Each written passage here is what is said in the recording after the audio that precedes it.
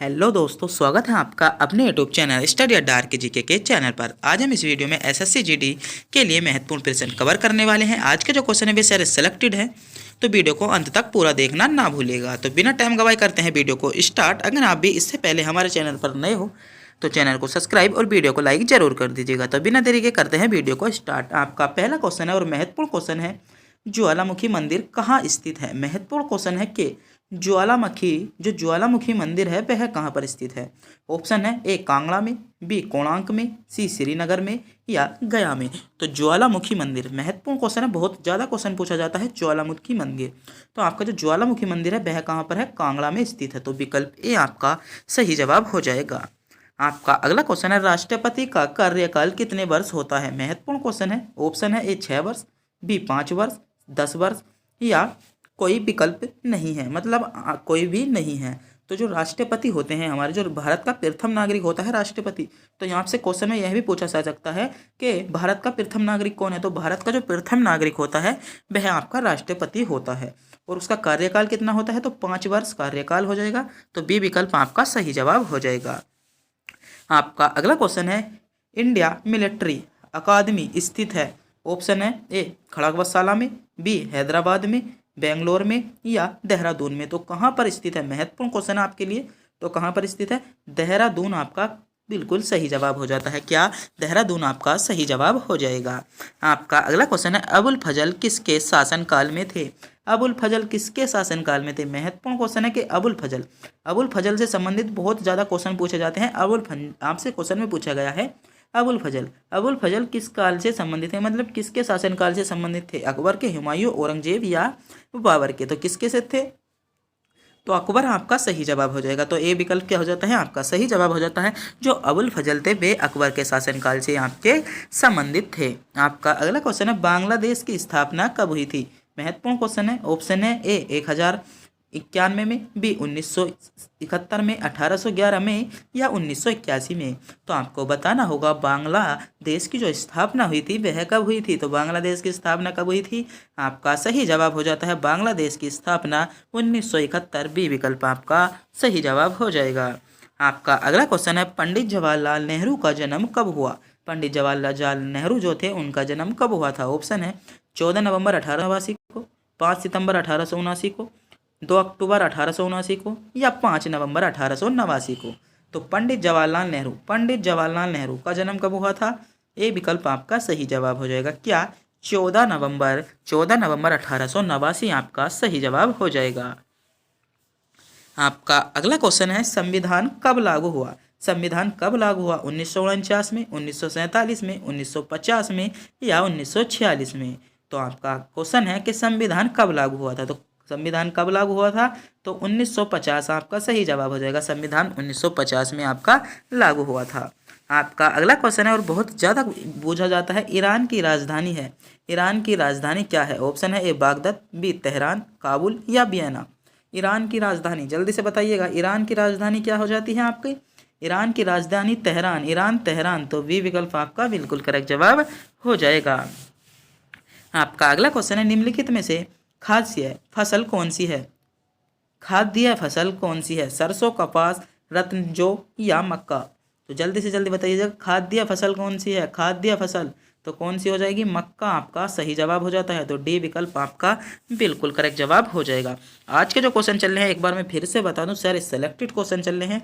अगर आप वीडियो पूरी देख लेते हो तो आपको बहुत ज़्यादा क्वेश्चन आपके एग्जाम में मिलने वाले हैं, तो वीडियो को अंत तक देखा करो। आपका अगला क्वेश्चन है, 1994 में दक्षिण अफ्रीका का पहला अश्वेत राष्ट्रपति कौन बना। महत्वपूर्ण क्वेश्चन है कि दक्षिणी अफ्रीका का अश्वेत राष्ट्रपति कौन बना या काला राष्ट्रपति कौन बना। आपसे क्वेश्चन में पूछा जा सकता है कि दक्षिणी अफ्रीका 1994 में जो मतलब काला राष्ट्रपति बना था वह कौन बना था। तो कौन बना था, जल्दी से जल्दी बताइएगा कौन बना था।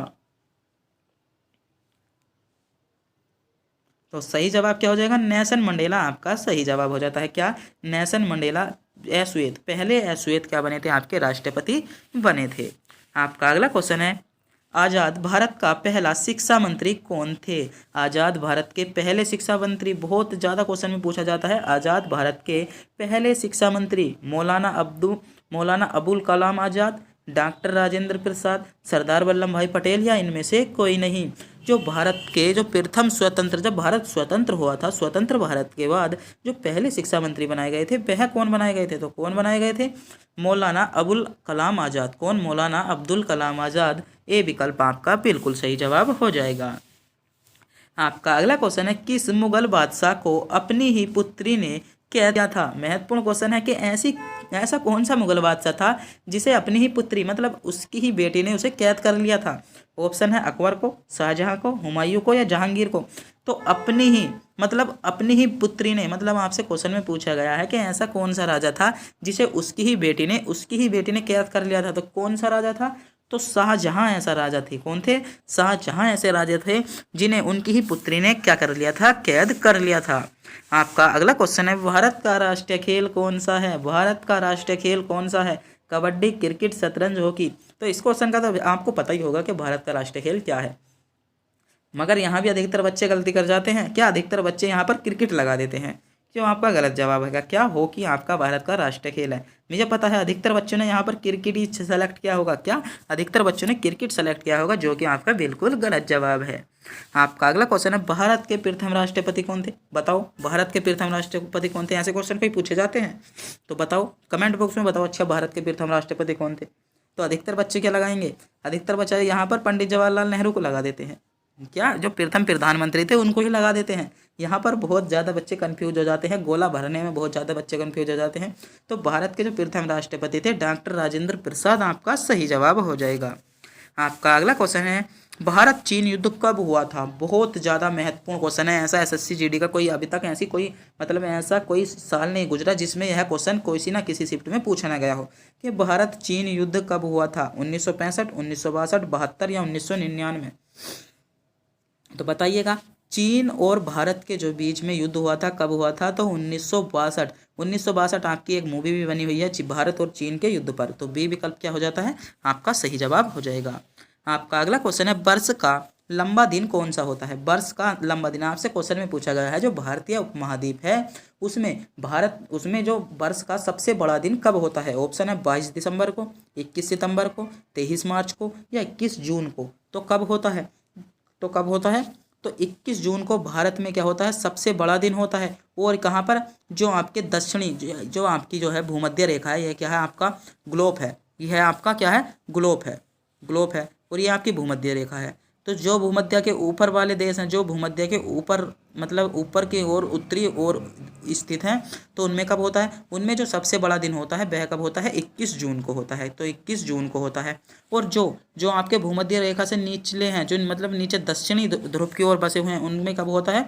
उनमें आपका 22 दिसंबर को सबसे बड़ा दिन होता है। तो आपको ध्यान में रखना होगा। अगर भारत का, तो यहाँ इस क्वेश्चन में भारत का पूछा गया है, तो अगर आपसे भारत का पूछा जाए या उत्तरी, जो आपके उत्तरी अक्षांश पर स्थित हैं, तो उनमें आपका क्या हो जाएगा? 21 जून का हो जाएगा। अगर आपसे दक्षिणी का पूछ रहे, जैसे दक्षिणी अफ्रीका का पूछ ले, अमेरिका या अंटार्कटिक का पूछ ले, तो यहाँ पर कब होता है? तो यहाँ पर आपका जो होता है 22 दिसंबर को सबसे बड़ा दिन होता है। तो अधिकतर बच्चे यहाँ पर कंफ्यूज हो जाते हैं। तो आपसे भारत का पूछा गया तो 21 जून आपका सही जवाब हो जाएगा। आपका अगला क्वेश्चन है, राज्यसभा को कौन भंग कर सकता है? राज्यसभा को कौन भंग कर सकता है? राष्ट्रपति, राज्यपाल, उपराष्ट्रपति या कोई नहीं? तो राज्यसभा को कौन भंग कर सकता है? बताइएगा। अधिकतर बच्चे यहाँ पर राष्ट्रपति लगा देते हैं कि राष्ट्रपति राज्यसभा को भंग कर जाता है। वह पागल, वो बिल्कुल गलत जवाब हो जाएगा। क्या? कोई नहीं आपका सही जवाब होगा। जो राज्यसभा होती है उसे कोई भी भंग नहीं करता। तो क्या है? तो डी विकल्प आपका सही जवाब हो जाता है। अधिकतर बच्चे क्या लगाते हैं? अगर राज्यसभा ही भंग हो गई तो फिर तो देश की पूरी क्या शासन प्रणाली बिगड़ जाएगी। तो अधिकतर बच्चे यहाँ पर राष्ट्रपति ठोक जाते हैं, जो बिल्कुल गलत हो जाएगा। क्या? राज्यसभा किसी के द्वारा भी भंग नहीं की जा सकती। लोकसभा को कर सकता है राष्ट्रपति भंग। आपका अगला क्वेश्चन है, फ्रांस की राजधानी है, बताइए जल्दी। मॉस्को, पेरिस, लंदन या रोम? फ्रांस की राजधानी क्या है? पेरिस आपका सही जवाब हो जाएगा। और लंदन कहाँ की राजधानी है? लंदन बताइएगा कहाँ की राजधानी है? लंदन आपकी ब्रिटेन की हो जाएगी। और रोम कहाँ की है? रोम आपकी कहाँ हो जाएगी? रोम हो जाएगी आपकी इटली की। तो एक रह गया इसमें, मॉस्को। इसकी राजधानी आपको कमेंट बॉक्स में बतानी होगी। जल्दी से जल्दी बताइएगा इसकी है किसकी राजधानी है? तो किसकी राजधानी है? जल्दी से इस क्वेश्चन का जवाब आपको कमेंट बॉक्स में बताना होगा। आपका अगला क्वेश्चन है, जनगणना किस अंतराल में होती है, मतलब जनगणना जब जनगणना की जाती है उसके मध्य में कितने वर्षों का अंतर होना चाहिए, 5 वर्षों का, 8 वर्षों का, 6 वर्षों का या 10 वर्षों का। तो कितने वर्षों का अंतर होना चाहिए, उसके मध्य 10 वर्षों का अंतर होना चाहिए। जब एक बार जैसे 2011 में जनगणना की गई, जैसे 2000 कब की गई थी, 2011 की जनगणना को अभी तक मानते हैं, तो अगली जो जनगणना होनी थी वह कब होनी थी, 2000 कब होनी थी, 2021 में अगली अगली जनगणना होनी थी। मगर क्यों ऐसा क्यों नहीं हुआ, क्योंकि जो 2021 में था वो कोविड का टाइम था, मतलब जो कोरोना वायरस चल रहा था वह 2021 में चल रहा था, इसी मारो हमारे सही आंकड़े नहीं मिल पाए। क्या इसीलिए आपके जो सही आंकड़े नहीं मिल पाए थे। आपका अगला क्वेश्चन है, प्रधानमंत्री का चुनाव होता है, प्रधानमंत्री का जो चुनाव होता है वह कैसे होता है। ऑप्शन है, ए लोकसभा के सदस्यों द्वारा, बी राज्यसभा के सदस्यों द्वारा, राष्ट्रपति के द्वारा या उपरोक्त सभी के द्वारा। तो जल्दी से जल्दी बताइएगा, प्रधानमंत्री का चुनाव किसके द्वारा होता है, प्रधानमंत्री का चुनाव किसके द्वारा होता है। जो प्रधानमंत्री का चुनाव होता है वह होता है लोकसभा के सदस्यों द्वारा। लोकसभा के सदस्य जो बनकर आते हैं, जैसे लोकसभा के जो सदस्य होते हैं उनको कौन करती है, जनता मनोनीत करती है। जैसे आप वोट गिरते हैं, जैसे किसी सांसद बनाते हो, जिसे आप जो सांसद होते हैं, और सांसद अपना किसे जो सांसद जो सभी सांसद होते हैं वह आपका अपना मंत्री चुन लेते हैं, किसे जैसे अपना मंत्री पीएम मोदी को चुना गया है, तो प्रधानमंत्री हैं पीएम मोदी इस टाइम।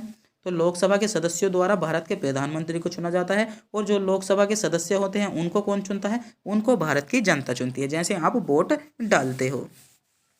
आपका अगला क्वेश्चन है, श्रीलंका की राजधानी, जल्दी बताइएगा, श्रीलंका की राजधानी, श्रीलंका की राजधानी तो कौन हो जाएगा, कोलंबो आपका करेक्ट जवाब हो जाएगा, श्रीलंका की राजधानी। तो बी विकल्प आपका सही जवाब हो जाता है। आपका अगला क्वेश्चन है और महत्वपूर्ण क्वेश्चन है कि फतेहपुर सीकरी किसने बनवाया, फतेहपुर सीकरी किसने बनवाया था, बाबर ने, हुमायूं ने, अकबर ने या औरंगजेब ने। तो ऐसे क्वेश्चन आपसे बहुत ज़्यादा क्वेश्चन पूछा जाता है, फतेहपुर सीकरी किसने बनवाया फतेहपुर सीकरी किसने बनवाया। तो फतेहपुर जो सीकरी था वह किसने बनाया था, तो क्या जवाब हो जाएगा आपका, अकबर आपका करेक्ट जवाब हो जाएगा। आपका अगला क्वेश्चन है, संसद के 2 सत्रों के बीच अधिकतम समय अंतराल, जो संसद के जो सत्र होते हैं उनके 2 सत्रों के बीच अधिकतम समय अंतराल कितना होता है। मतलब कि आपसे क्वेश्चन में पूछा गया जो संसद के 2 सत्र होते हैं उनमें हमें दूसरा सत्र कितने समय के अंदर चुनना चाहिए। ऑप्शन है 6 माह, 3 माह, 4 माह या 1 माह। तो कितने माह के अंदर होता है, तो 6 माह आपका करेक्ट जवाब हो जाएगा। संसद के 2 सत्रों के बीच 6 माह का आपका अंतराल होता है। आपका अगला क्वेश्चन है, झारखंड में जो स्टील का सबसे बड़ा कारखाना है वह कौन से मतलब कहाँ पर स्थित है। आपसे क्वेश्चन में पूछा गया झारखंड में स्थित स्टील का सबसे बड़ा कारखाना कहाँ पर स्थित है। ऑप्शन है जमशेदपुर में, बी बोकारो में, दुर्गापुर में या सिकंदरी में। तो जो झारखंड में स्थित है और सबसे बड़ा स्टील का कारखाना है तो वह कहाँ पर स्थित है, तो कहाँ पर स्थित है, जमशेदपुर आपका सही जवाब हो जाएगा। क्या जमशेदपुर आपका बिल्कुल सही जवाब हो जाता है। आपका अगला क्वेश्चन है, वर्ष 2016 में निम्नलिखित में से ओलंपिक में सर्वाधिक पद किस देश ने जीते थे। तो 2016 का पूछा गया है, इतना इंपॉर्टेंट क्वेश्चन आपका नहीं है, आपसे 2022 या 2023 का आपका SSC GD एग्जाम में पूछा जाएगा। तो यहाँ पर किसने जीते थे, जापान, संयुक्त राज्य अमेरिका, रूस या ग्रेट ब्रिटेन। तो 2016 में जो ओलंपिक खेल हुआ था उसमें जो सबसे ज़्यादा पदक जीते थे तो किसने जीते थे, तो संयुक्त राज्य अमेरिका में जीते थे। तो आपको 2022 और 2022 और 2023 का आपको ध्यान में रखकर जाना होगा। 23 के तो आंकड़े नहीं आए हैं, मगर अभी आपको क्या 2022 के को जरूर याद कर लेना है। आपका अगला क्वेश्चन है, किस क्षेत्र में हरित क्रांति भारत में सफल हुई। आपसे क्वेश्चन है, ऐसा कौन सा क्षेत्र था जो हरित क्रांति हुई थी वह भारत में सफल हुई। हरित क्रांति से आपके बहुत ज़्यादा क्वेश्चन पूछे जाते हैं, गेहूं के क्षेत्र में, गन्ने के क्षेत्र में, चावल के क्षेत्र में या सरसों के क्षेत्र में। तो किस क्षेत्र में हरित क्रांति आपकी सफल हुई थी, तो किस क्षेत्र में हुई थी, गेहूं के क्षेत्र में। गेहूं के क्षेत्र में आपकी क्या हो जाएगी थी, हरित क्रांति आपकी सफल हो गई थी। आपका अगला क्वेश्चन है, रंग भेद का अर्थ बताइए। ऑप्शन है ए जातीय भेद, बी धार्मिक भेद, भाषा भेद या राजनीतिक भेदभाव। मतलब भेदभाव तो आपको बताना होगा रंग भेद का अर्थ, रंग भेद का अर्थ। तो रंग भेद का जो अर्थ था वह कौन था, जातिगत भेदभाव। तो ए विकल्प क्या है आपका सही जवाब हो जाता है। आपका अगला क्वेश्चन है, वोट के लिए जरूरी है, मतलब वोट के लिए क्या जरूरी है, उम्र का होना, अंगूठे का होना, पहचान पत्र का होना या शिक्षा का होना। तो आपको बताना होगा कि वोट के लिए क्या जरूरी है। तो जल्दी से जल्दी कमेंट बॉक्स में बताइएगा, वोट के लिए क्या ज़रूरी है। तो इसके लिए आपको 5 सेकंड मिलते हैं, जल्दी से जल्दी बताइएगा। वोट के लिए क्या ज़रूरी है।